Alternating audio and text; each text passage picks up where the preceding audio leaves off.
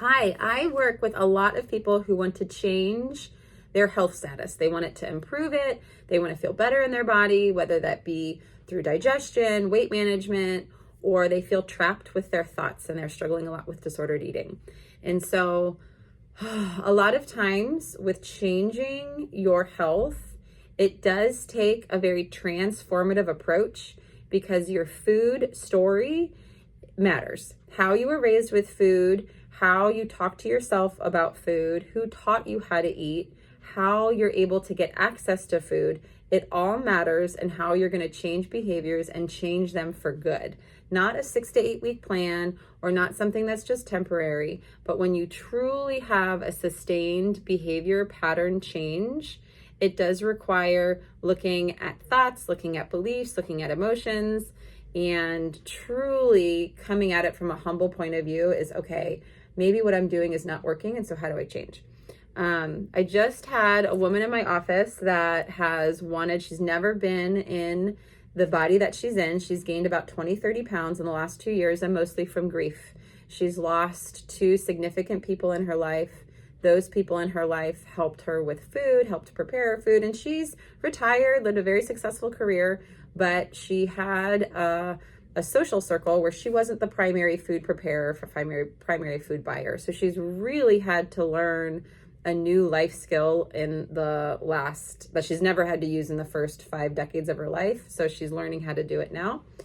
One of the best things we did was really kind of look at a bird's eye view and say, okay, these are her main goals. Is she wants to learn how to have a comfortable relationship with food.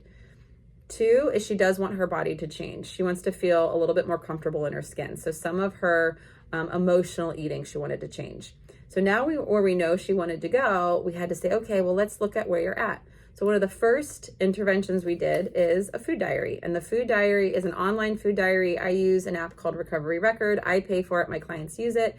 And we just look at food and mood. And we're just going to do some observation over time. It's going to be about 2-3 weeks. And she's going to log her food.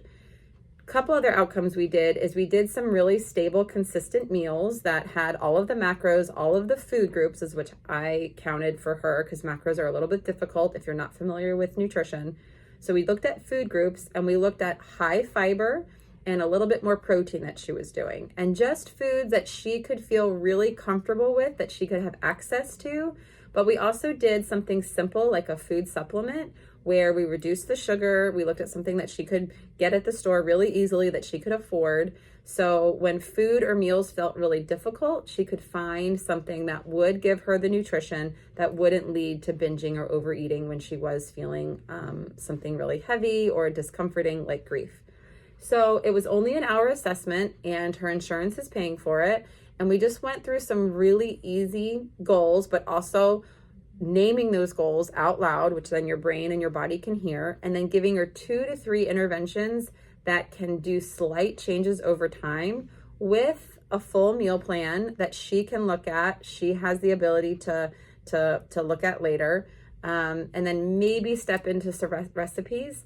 If I were to go in and completely redo her life, the potential for it to be overwhelming. Or if she had a type A personality, to white knuckle it for 6 to 8 weeks and then go back to original patterns is really, really high.